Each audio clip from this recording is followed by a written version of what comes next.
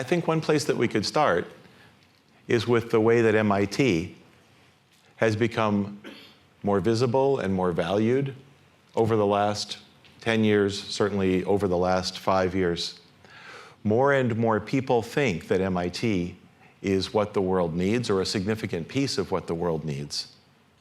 And another thing has happened over the last 10 years, and that is a sense of what management, if it's done well, should look like, has changed also. Not so much, if you go back at least to the 1980s, management from the gut, or management to get to the top of the org chart by out-debating the other person and leaping one step and then another, but management to help companies solve complex problems, to be relevant to customers, sure, but to the world more broadly. And that all makes MIT's School of Management more appealing than it was 10 or 20 or 30 years ago. And some of the way that we're managed as a school and some of the ways that we're valued outside have very much to do with those two things. So I'm extremely lucky. I look out the window, I have a great time as dean, because it is wonderful to try to take advantage of the opportunities that come when the world is turning toward you and not away from you. And honestly, the deans of this school historically had a lot of challenges related to the world turning in other directions. And that's a very hard thing to change. So I'm going to tell you that the school has been improving in a large number of respects, and it has. But I think it's important to understand that in the context of people's interest in MIT and a certain style of management. And if you like, to make hay while the sun shines, right? Because I think the trends that we've seen are likely to continue for a while, but everything changes, and we have to take advantage of this moment. So I want to start with our programs and students. We have them. Those are degree programs that you see before you. And if you go back 10 years, it is only the programs that are listed in red that were offered by the MIT Sloan School of Management. So for some of you, you came here when there was an MBA and an LFM, or Leaders for Manufacturing program, which is now a Leaders for Global Operations program. You had a Sloan Fellows program, as you know. Any Sloan Fellows graduates here? It's the program that built the Sloan School. I love the Sloan Fellows program. We had the Sloan Fellows program, and we had an undergraduate program, Course 15. When I joined as dean, I felt that there were a number of challenges that we had as a school, and I felt that growing the MBA program would not be a solution to those challenges. One of the reasons that it wouldn't be a solution is we had 3,000 applications for 400 people. That's not a basis for growing the MBA program, but there were other reasons as well. What we've done during the last 7 or 8 years is develop an additional set of programs that are intended to strengthen the best of MIT and MIT Sloan School. And among those are the Executive MBA program that you see kind of paired with the Sloan Fellows program because it's equally senior people.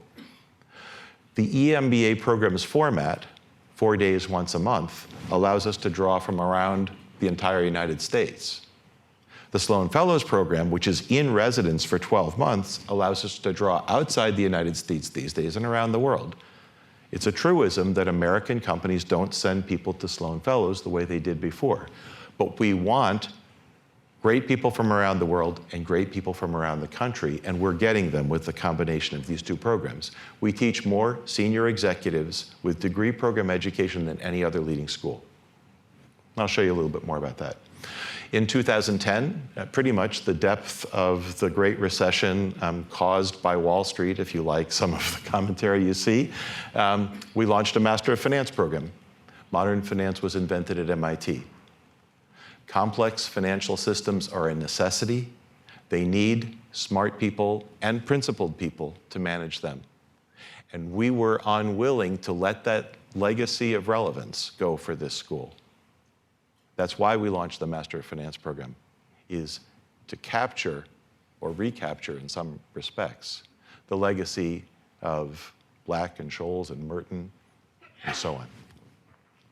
Just this year, we launched a Master of Business Analytics program.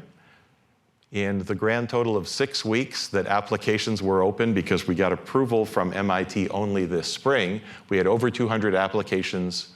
We admitted 22 people, and 20 are attending. We had a 90% matriculation rate. There's a lot of enthusiasm for the potential of these pre-experienced master's programs to allow us to offer more and more interesting courses for our regular MBA students, if you will, and to emphasize the greatness of MIT and MIT Sloan.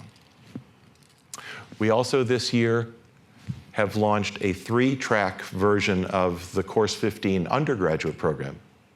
Whether you're interested in a major or a minor, you can now do it in management, or in finance, or in business analytics. So there's been a lot of change in the set of programs, and there has been some growth in our student population. I'm very pleased to say we have amazing students in all these programs, and I shook 800 hands on Killian Court on Friday this week. But 10 years ago, it would have been 500 hands. So we have grown as a school. We haven't grown the MBA program. You can still know 400 people in 2 years.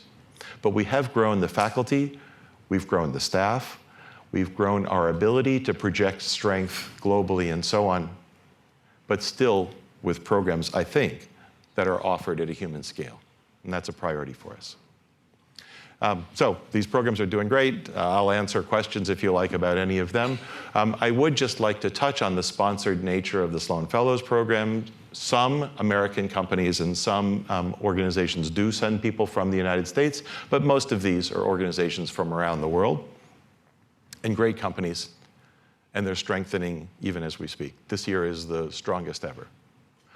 I said that the executive MBA program is mostly domestic, and it is, but we've also been able to attract sponsored people from really amazing companies, the kinds of places that we would like to be further engaged with. Both of these programs have some serial entrepreneurs as well, as you might imagine. Our executive education program, the non-degree executive education activity, has also done very well. We're about a $30 to $35 million a year operation in executive education. That's small compared to Harvard Business School. It's big compared to Berkeley and Michigan and UCLA. It's about the same size as Duke, if I can, this is a little bit, don't put this on the internet, but Duke privatized their exec ed, taking it from our size, 30 million a year, to 80 million a year, and now it's 30 million a year. It's a volatile business, and it helps a lot to be perceived as a provider of executive development that has something valuable and distinct to offer, and that's how we're perceived. There's been activity and outreach as well. We need to tell our truths better and more. That's still a work in progress. I do believe that we are in progress in a number of respects. Internationally, I won't do the long version of this, but in this Regional Entrepreneurship Acceleration Program, or REAP, so we're in the 3rd year now of bringing teams representing government, private equity capital, education, and infrastructure from other parts of the world to stimulate entrepreneurship in their region. Tokyo is a region, Valencia, Spain is a region, Scotland is a region, Singapore is a region, and so on. And over the last 3 years, we've been working with those teams, and they have been successful in increasing the rate of entrepreneurship in their regions, and we're learning more all the time about the ways to do that effectively. I think that's a great way for us, not as the largest school of management, to reach out, to learn, to have an impact, to make a positive difference. We launched just this year at MIT broadly an innovation node in Hong Kong. And we are the founding sponsor for a new business school in Malaysia called the Asian School of Business. It's not our degree, it is their degree, but the central bank, Bank Negara for Malaysia, has a great vision for putting together a school for the ASEAN region that they don't have currently, that will be a world-class management education institution, and we're happy to help them. We've also been working on the ways that we talk about ourselves as a school, and some of you have seen some of this activity, at least, I know. 8 years ago, I heard quite often, MIT is a special place. And it is. And I would ask, how's it special? And people would struggle with the answer to that. What's the language? What's the lexicon? What's the verbal architecture that maybe we all could usefully use to talk about the specialness, yes, of this place?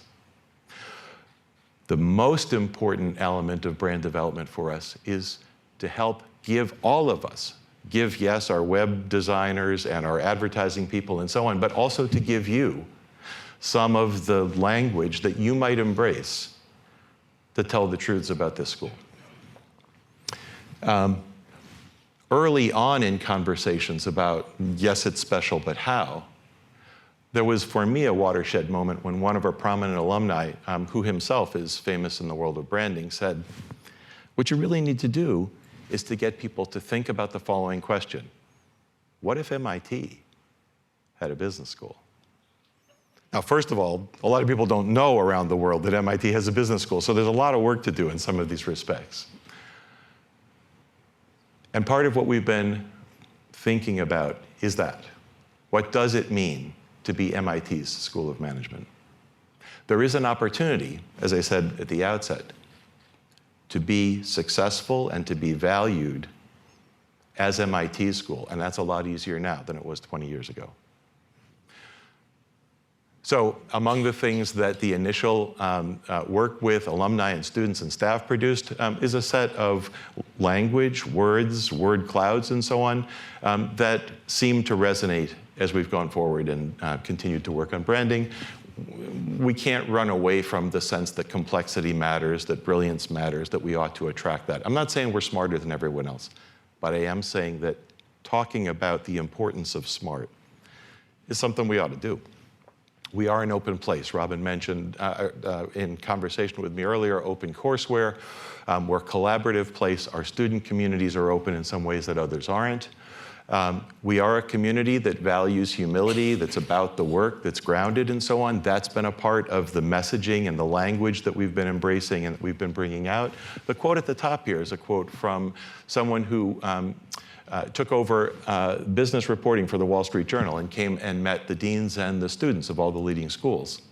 And she said, how are your students different from the other students? And I said, I know they're different, but if you don't see it when you meet them, it doesn't matter. But if you think they're different, write to me a note tonight. And that's what she wrote that night. The only place that she saw that. She didn't write the story about it, I have to tell you. I wasn't so crazy about that. And finally, the fourth of these, some of you have seen, smart, open, grounded, inventive.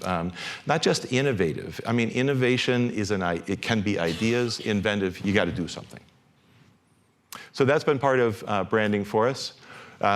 We've also, I hope as you would imagine, been a fact-based, data-driven organization. We've talked to lots of different people. We've worked with a variety of different firms and so on to develop language, to develop slogans in some case, and to develop some visual identities.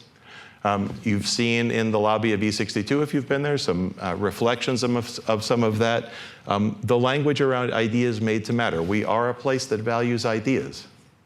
An opportunity for us to be open and collaborative and inventive and creative and confident is also a part of what's intended. One example on the left here is our new executive education program guide. I'm not trying to sell you executive education, but I'm telling you this looks different than it would have looked without this kind of activity. It is more confident. It does embrace a sense that we're not everybody's business school. We're not trying to be in the middle of all the schools, fearful of Harvard and Stanford and so on. We're willing to be ourselves, and this is what that would look like. And we have a much better website that in a year or two will continue to be much better. And I don't say this perfectly, but when I started as dean, we had the worst website of any leading business school by a long margin. After 3 years, we had the worst website of any leading business school by a small margin. And we do not You look around, go look at the other schools. We do not have the worst website of any of the leading schools.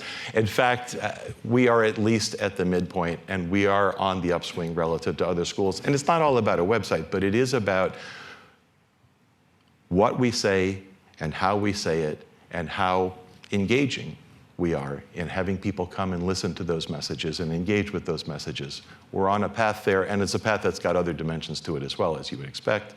But I hope that you see some elements of progress here. And there's data going forward in terms of how's the brand perceived and what do people associate with us, and that's all happening. I'm going to touch on two other elements briefly, and then would love to hear your thoughts and questions. With respect to faculty, I'm very proud of the faculty that we have here at the school. The faculty here is different than the faculty at other places. If I could take just a minute to tell you a story about that. I mean, you kind of see the labels of what some of these people work on. It's not, they don't think of themselves as accounting faculty or marketing faculty. They think of themselves as working on interesting problems. Robin was talking about this also. And so it's problem-driven research. It's not function-driven research or even sector-driven research. There's an association called the Association for the Advancement of Collegiate Schools of Business, and they reaccredit business schools every 5 years. We don't care if we're accredited, but we let ourselves be accredited every 5 years. And by saying that, I'm quite serious about it. They used to send people that we didn't know or respect very much to reaccredit us, and so we decided that we wouldn't be accredited anymore, and neither would the other top business schools. We all got together to decide that. The AACSB folks said, you know, hold on, let's not do this accreditation thing too fast. And so we reaccredit each other as leading schools. We put together a team of people to come and give us advice. How can we do better what it is that we do as a school? So a team, the reaccreditation team, if you will, came to see us this spring. It was the associate and former interim dean of the Stanford Graduate School of Business, associate dean from the Wharton School, and the dean of Harvard Business School. Those were the three people who came and kicked the tires. Among the things that they did was have dinner with our faculty, and I was there as well. And the four faculty talked about reinventing the ways that food safety is ensured, especially on a global context. As we import much of our seafood from Asia, what would be the best ways to think about safety in that regard?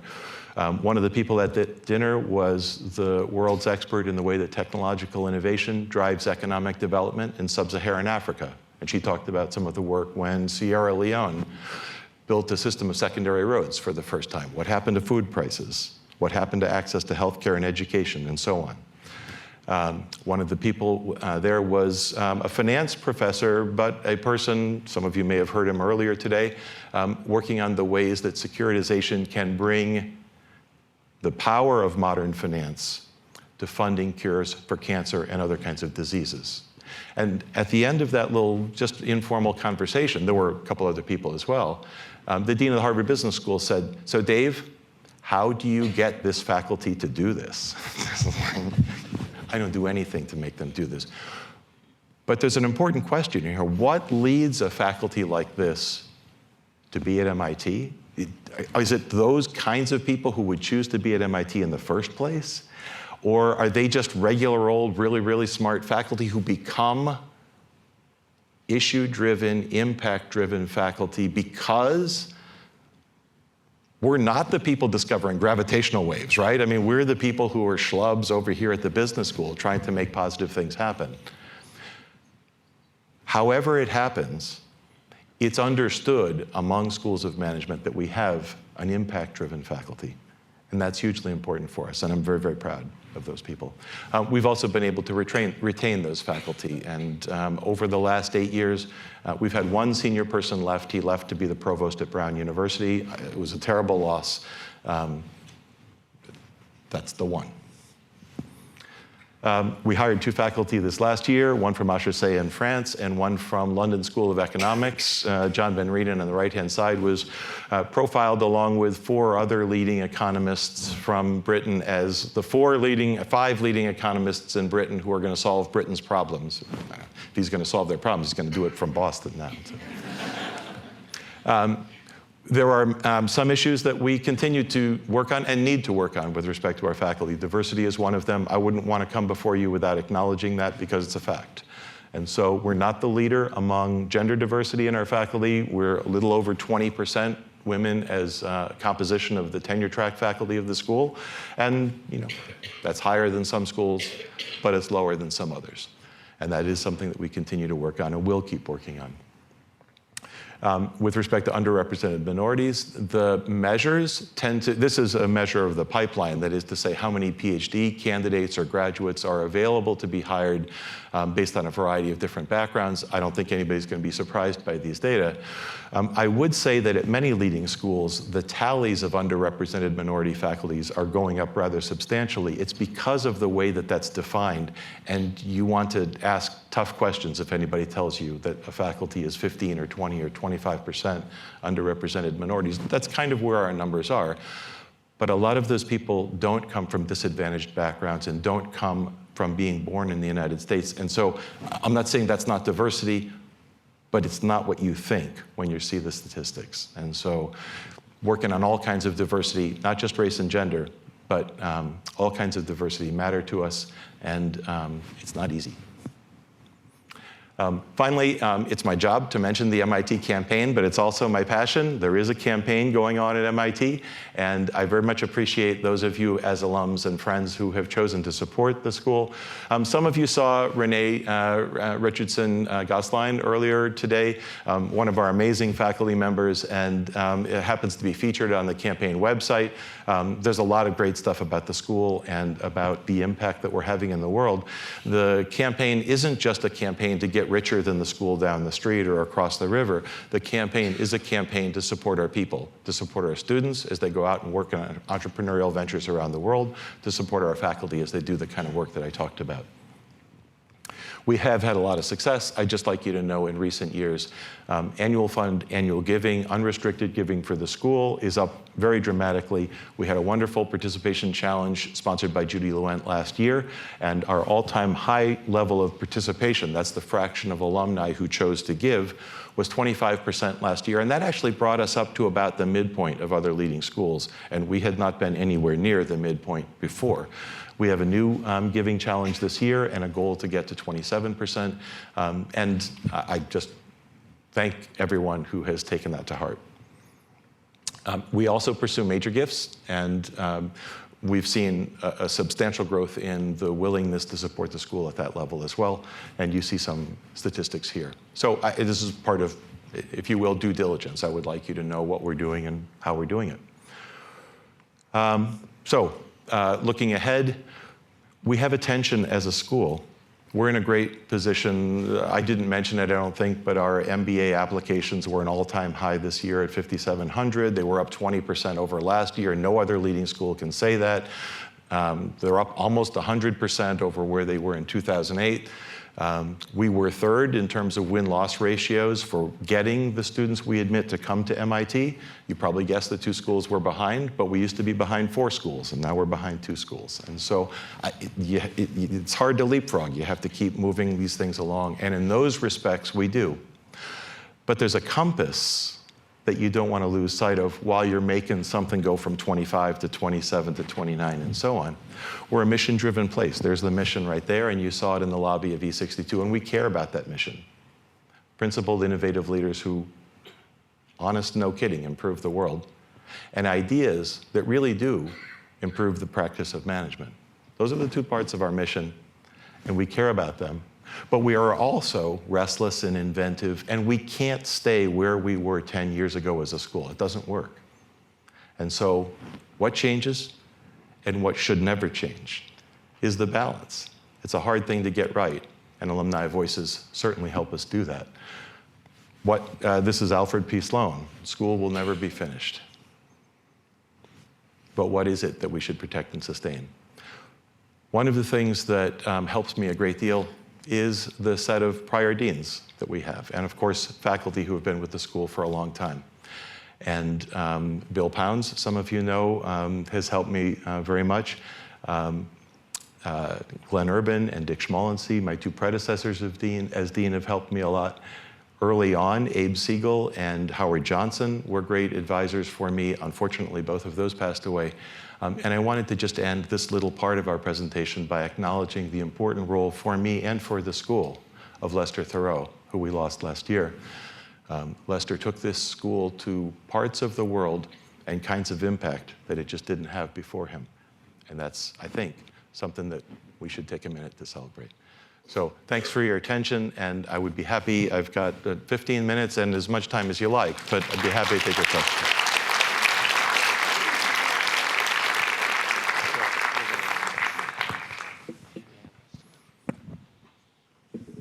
Thanks.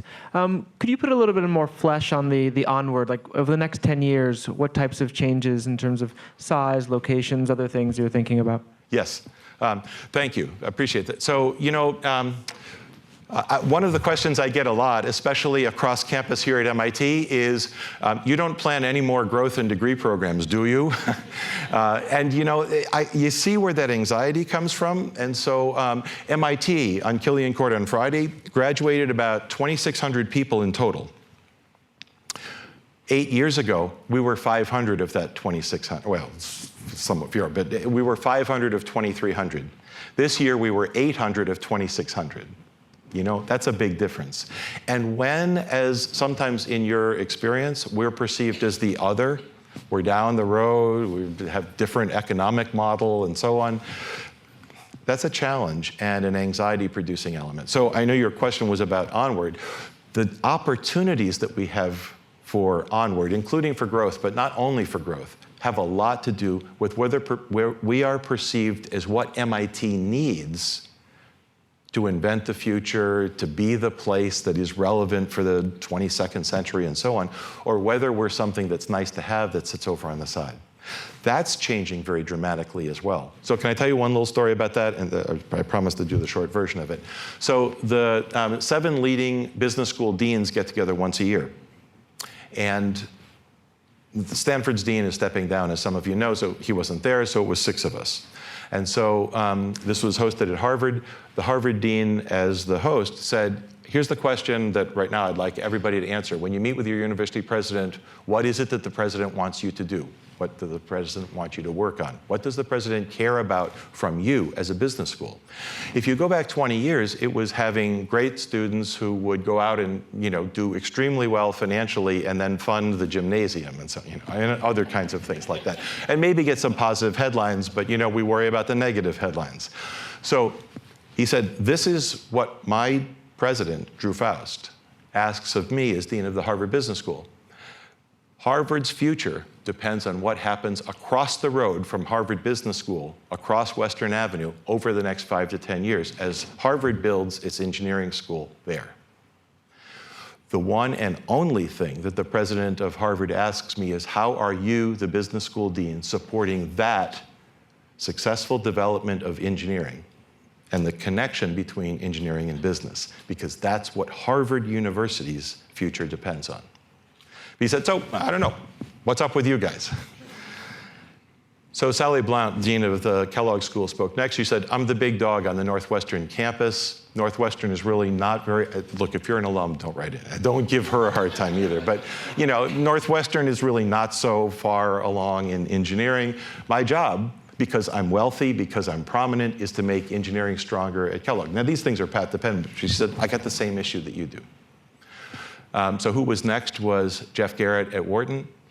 He said, so Penn, Benjamin Franklin's university, it's supposed to be all about practical impact in the world, has the 30th ranked engineering school. We're the only school at Wharton that makes money on this campus anymore because the med school now loses money. What do you think I talked with Amy Gutman about? The next to speak was the dean at Chicago. Chicago has 2 engineering departments total, that's it. They want to grow that to 5 over the next 5 years. The business school is supposed to be the engine that makes that work. Columbia came next. They're building a new campus, $500 million for the Columbia Business School up in Morningside Heights. Actually, not just for Columbia Business School. 2 schools are going to occupy that campus together. Business and the underperforming engineering school at Columbia University. So then it was my turn, and everyone looked at me and said, and Dave, nobody wants to hear from you. But here's the last piece of this, and I promise to kind of move on. And I know I didn't really answer your question, but Stanford wasn't there. Everyone is losing to Stanford, and losing more and more, and losing in engineering. MIT still holds the #1 ranking in engineering. It's going to be very tough to hold on to that. Not based on data, but based on perception. And so MIT's president and provost are hugely focused on the prominence of engineering at MIT and the sense that they will lose that #1 ranking to Stanford, even though none of our departments lose to Stanford. None of our engineering departments do. The overall perception, just going to go there. And so, actually, the Institute's leadership wants this business school to move MIT in the direction where it will be perceived, as we said before, inventing the future and so on, and not have that perception be attached to Stanford, or not only to Stanford at least. So I told this story to the MIT provost recently, and he said, "Is that why you want to grow?" And I said, "Yes." But that sense from the Institute's leadership about what's the role of a business school, are we the it or the other, is changing dramatically here at MIT as well. There are many more requests for our faculty and for me as dean to serve in strategic roles with respect to choices that MIT is making around the future of Kendall Square, around the ways that we engage with innovation around the world. That wasn't the case even 5 years ago, let alone 15 years ago. And so the future, the onward part, I would love to be able to say, in some respects, that I, as dean, can just, I got the wheel and I got a bunch of people helping me, and we're just going to drive this bus where we think it should go. But that's not actually likely to be any of those business schools' futures. But I do like our opportunities with this leadership at MIT to play a different kind of role than we've played historically. And I hope I've given you a tiny little sliver of the sense of that. Thank you. You've seen my ability to answer a thoughtful question with a short answer. So. Yes, please. When we were talking, it kind of follow up. So one of the things in looking at the courses that, to me, I miss is I don't see PhD. Yeah, mea culpa. That's so terrible. Oh my goodness. Right. Yes. So in looking forward, in Onward, is that a topic of a conversation? Yeah. Yeah, so it is a topic of conversation. We do fund a wonderful PhD program. It's a PhD program that is sometimes a frustration for faculty. It was only recently, well, a couple years ago now, that we did a study to see, in some sense, what's wrong with the placement of our PhD students, because the placement just isn't what we would like in terms of people going on to do the right, And it turned out that we actually were better than anyone else. And so, the glass was actually 3/4 full, and it's that last quarter that just drives us crazy. So we have a great PhD program. One of the things that I do worry about, if we did a longer What Keeps Me Up at Night, is who will pay for ideas. Because one of the things that we do in funding this school is to fund doctoral education. And doctoral education is a complete money loss, a deadweight loss. There's no economic benefit. And there are some business schools who are prominent schools who don't do a PhD program. Why would they? Now, you could say that they only exist to support the faculty, but I think that's not a good framework to use, and it's not the framework that we use here. It is intended to produce people who fulfill the school's mission, people who improve the world, ideas that improve management practice. But I am guilty as charged. It should have been there. Yeah, Dean Schmittlein, thank you. I was class of '91, so that puts me old. And if you had the chance... Senior, thoughtful, right. If you had the chance to maybe just take your slide and go back one, or maybe forward one for a second, and my question will come out of branding. Let's just go back one. Yes? Yeah, Here? all of your slides included the nice dome in the lower left. Every single slide except the more recent. And I'm one of those, when you think of MIT and someone said, show me an icon, let's take the letters of IBM away, but you see the blue. Sure. Yes. Someone shows you the dome, yeah. I'm going to think MIT. Yeah. And it just occurs to me that with the new logo, the new branding, yeah. I'm sure you tried to vet many different things. It's the 100th year that MIT just moved from yes. Boston to Cambridge, start new. but I'll be on that camp that said, man, I miss my dome. So Yeah. is there any thought of finding a new way to, down the road, to make sure it's not completely lost forever? Yes. So let me say a little bit about the dome. I love the dome. I know that many of you love the dome. I hope all of you love the dome. People who are inside this community, the dome is very special and meaningful. People who are not yet in this community, to a first approximation, I'm making a statistical statement now, they don't know what the dome is. The dome doesn't mean anything to them. And if I'm using the dome to bring people to MIT, what am I doing? And so the dome is a way to speak to and to reflect the oneness of MIT to the people who are here. It encapsulates, I mean, why, you could say 20 words or you show the dome. So what I wish us to do, and what I had hoped to see happen here, is to have the dome be one of the ways that we visibly are this open across MIT community when we have gotten to the place that we are a community here. People like us as MIT and as the Sloan School, the more that they get close to us, one of our big challenges is the ways to speak to people who are not so close to us, to bring them close to us. But one important thing always is to have people who are close to us, including part of the community, to see the greatness. Go ahead. Bridget. Back for all of us alums to have the dome in the lower left. Yeah. Smart move. Thank you for that. Or it's an oversight. No. Not. I assure you, nothing about this with the dome was an oversight, except that missing. Yes. Yeah. So just to go back to the comment, earlier on about programs growth, and you spoke a little bit in your Q&A about the contribution the business school, management school makes to MIT around their mission and a broader strategic sort of agenda. What you didn't speak to, and I'm curious if you could say more about, is the school is still a profit center to some degree. That's probably true at MIT as well. And we probably cross-subsidize the school, probably cross-subsidizes other programs elsewhere on campus. May or may not be true. So A, is it true? What is sort of the economics of this school? Yeah. But more importantly, we were 500 and fewer programs. The ones in red were now 800. 800 students and a number of other programs, different revenue model. You've grown the cost model. Right. What does the economics look like? And looking forward, how do you see it evolving, whether or not it's more programs or more students? Okay.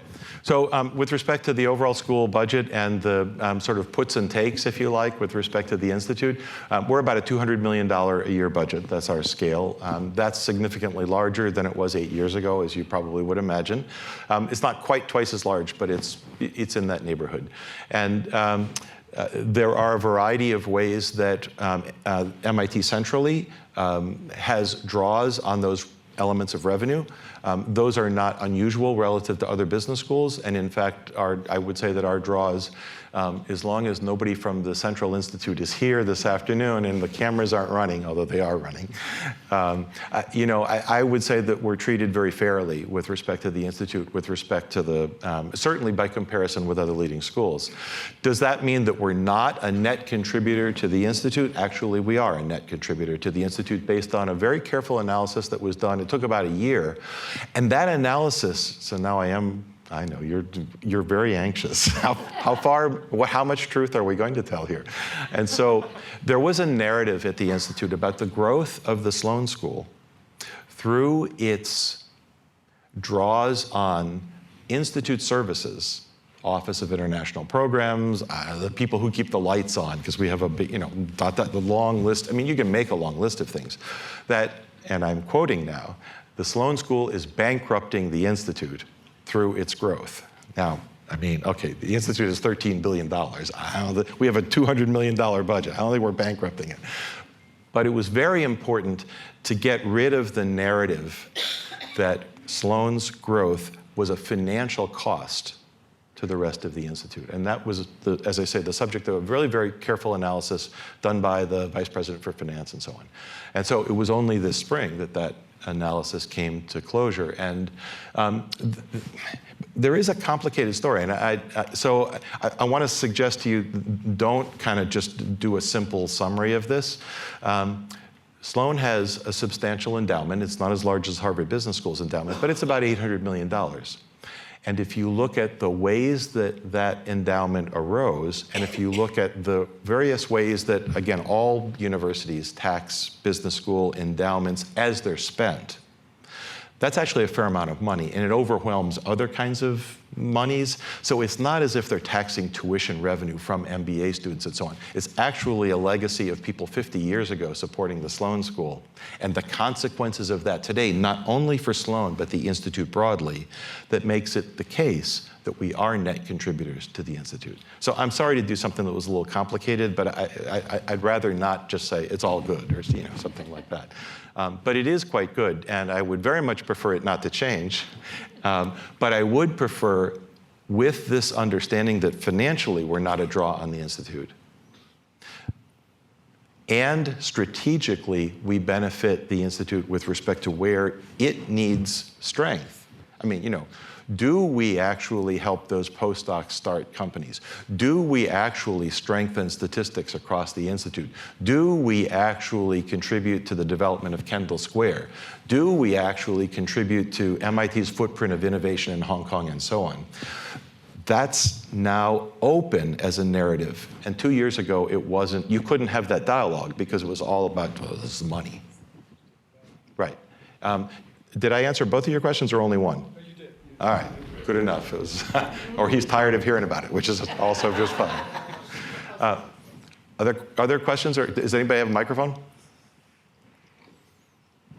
Seeing none, and seeing that there is a cocktail, is there not a cocktail? Oh, sorry. One comment. Yes. Yeah.